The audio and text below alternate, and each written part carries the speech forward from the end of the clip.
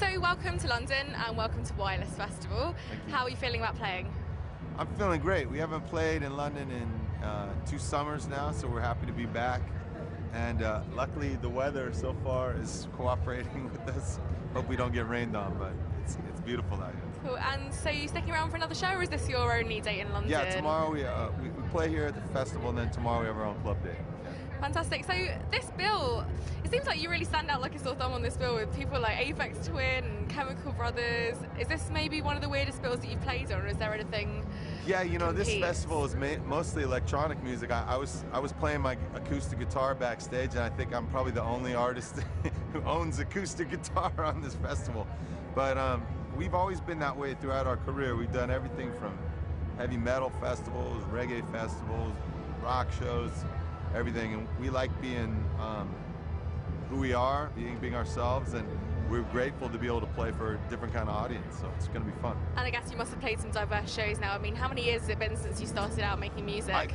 I made my first record in 1987 with the Beatniks, and then with Disposable Heroes in 91 and 92 and 93, and then with Spearhead since 94, so you have to do the math. It's quite amazing, isn't it, actually?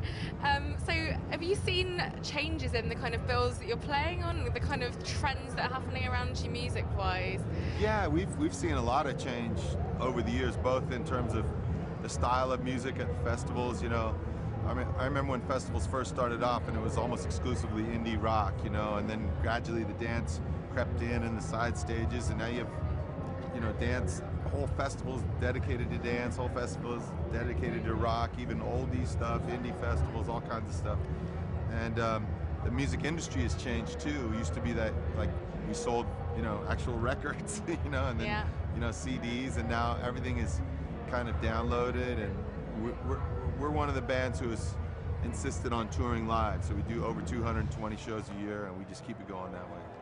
And so your music has really changed over the years as well. So I mean, you started out with, I guess, more of a hip-hop angle. Yeah. Would that be right to say? And then it's kind of changed along the way. So has that been influenced by how music's changed, or just maybe how your taste has changed alongside that? Well, my music collection has always been like my iPod, you know. Even before I had an iPod, I always would buy great songs. So it could be a great song by John Lennon or Run DMC or by the Chemical Brothers or by Johnny Cash. And so my music has grown just as I've evolved with listening to other music. And who would you say are artists that you're inspired by at the moment, especially kind of current artists that you're listening to? Current artists, I like this guy William Fitzsimmons.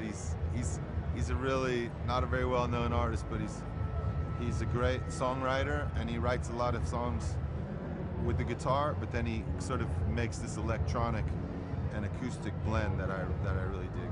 Okay.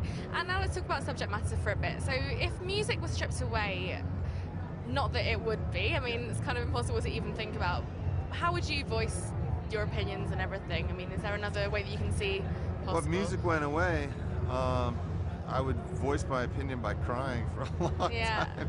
I'd be really sad, but I would find other ways. You know, I practice yoga, and I'm a yoga teacher also, and so I probably go head first into just teaching other people yoga. And have you seen members of your audience kind of take on the stuff that you're fighting for? And yeah, you know, over the years I've made a lot of really political music, and so I've had you know, audience members who have grown with my music and have evolved, and who have gotten involved directly in the different things that we support as a band. And but I really think music is strongest when it inspires people to just get up in the morning and face whatever it has to do. It doesn't necessarily have to have a direct political message, as long as it uplifts people's spirits. So on that note, let's go and inspire people with music. Thank you so much, Michael. Thank you, Natalie. Thank you. It's beautiful. Yeah.